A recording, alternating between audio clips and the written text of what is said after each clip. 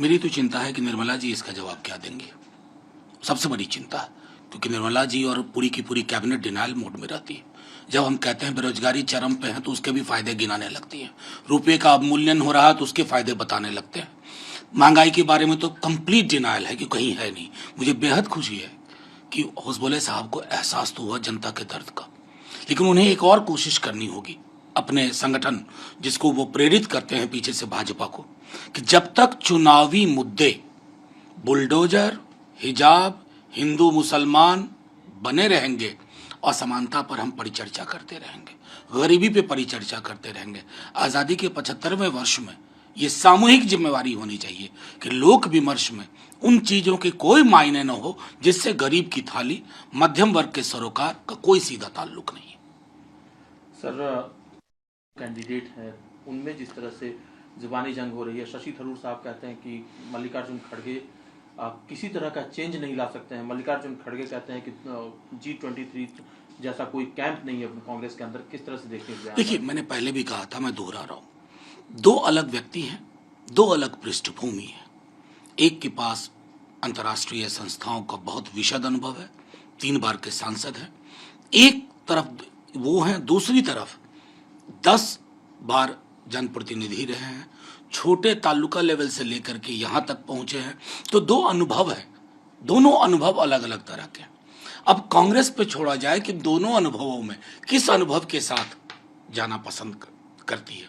हम कोई टिप्पणी करें तो मैं समझता हूं कि गलत रवायत को हम जन्म दे रहे हैं कि किसी दल में जहां चुनाव हो रहा है उसमें हम अपनी टांग घुसरने की कोशिश करें। लेकिन सर, भारतीय जनता पार्टी तो कहती है ना, उनके अध्यक्ष कह रहे हैं कि कांग्रेस पार्टी भाई बहन की पार्टी तक सीमित। देखिए, नड्डा साहब की मजबूरियां हैं, वो जिस पद पे हैं, उन्हें अगर ऐसा ना बोले तो उनके लोग ही उनको खारिज कर लेंगे। जितना मैं उनको जानता हूँ, ये सारे बयान उनके दिल से नहीं आते, वो कहीं ऊपर से आता है और उनको ये बोलना पड़ेगा। लोग तो ये भी पूछेंगे ना कि आप कौन सी पार्टी हैं, किस प्रकार चुनाव होता है, संघ की मर्जी के बगैर पत्ता हिलता है क्या, संघ क्या है, वो चुनाव लड़ता है क्या, वो डेमोक्रेटिक संस्था है क्या? नहीं। तो जाहिर तौर पर आईना सामने रख करके दूसरों पर तबसरा करना चाहिए। सर, तेलंगाना नई नेशनल पार्टी लॉन्च करने जा रहे हैं, उसका ऐलान हालांकि उन्होंने पहले ही किया था। क्या देखते हैं उनकी भूमिका?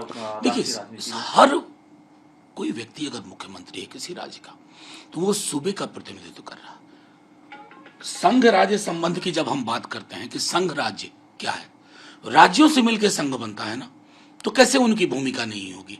मतलब कोई ये कहे, क्या नरेंद्र मोदी जी क्या थे, गुजरात के मुख्यमंत्री थे ना, वहीं से तो सपना देखा राष्ट्रीय, फिर आज यहां तक पहुंचे। तो मैं समझता हूं किसी को खारिज कर देना उचित नहीं है। सर, अभी हम गरीबी की बात कर रहे थे, असमान बयान है, उन्होंने सीधे तौर पर निशाना साधा और उनका ये कहना है कि 1990 से बिहार में जो है बिहार ज्यादा पिछड़ा हुआ है, ज्यादा वहां पर गरीबों की संख्या बढ़ी है। निश्चित तौर पर 1990 के बाद का जो काल रहा है उसमें ज्यादातर समय आरजेडी और नीतीश कुमार का रहा है, तो दोनों तरफ उन्होंने निशाना साधा। देखिए, उनके स्क्रिप्ट को समझने के लिए मुझे रॉकेट साइंस के ज्ञान की जरूरत नहीं है। 90 से पहले सब कुछ स्वर्णिम था बिहार में, हम सब ने भी पढ़ा है ना, हम सब भी जानते हैं इतिहास, भूगोल और पॉलिटिकल साइंस। हम सब भी ये जानते हैं कि 90 के बाद नव उदारवादी राजनीति का जन्म हुआ और नव उदारवादी राजनीति में ने मेट्रोपोलिस सैटेलाइट नाम की 2 अवस्थाएं बनाई। बिहार को लेबर सप्लाई स्टेट, उसमें 90 के बाद कौन सरकार में रहा उसकी भूमिका नहीं है। जो केंद्र में बैठे लोग थे तब से लेके अब तक, मैं तो समझ रहा था कि शायद वो बिहार के विशेष राज्य पर बीजेपी के डिनाइल को मुद्दा बनाएंगे, लेकिन उनकी बातचीत से, उनके सरोकारों से तो लग रहा है कि वो एक तरह से वो तमाम चीजें उकेर रहे हैं जिसकी कोई आवश्यकता नहीं थी और उन चीजों पर चुप हैं जिसकी बेहद आवश्यकता थी। सर, लेकिन 32 साल की बात करें या पीछे राष्ट्रपति दिया, कई सारे और भी लोग दिए जिस स्टेट ने, उस स्टेट की स्थिति ऐसी कौन है, जिम्मेदार कौन है? नहीं, उसको समझने के लिए आपको गहन विश्लेषण करना पड़ेगा। जैसे झारखंड जब अलग हुआ, झारखंड की वजह से हमारा उद्योग का नींव मजबूत था, उसके बाद बिहार को क्या मिला? झारखंड के विलग होने के बाद क्यों सरकारों ने विशेष राज्य का दर्जा नहीं दिया, क्यों विशेष पैकेज नहीं दिया, क्यों प्रधानमंत्री जी घोषणा के बाद चुप्पी साध के बैठे हैं? और मैं बता रहा हूं, बिहार ज्वालामुखी पर बैठा हुआ है। उसे अब इस बात का एहसास हो रहा है कि उसके श्रम की जरूरत सबको है।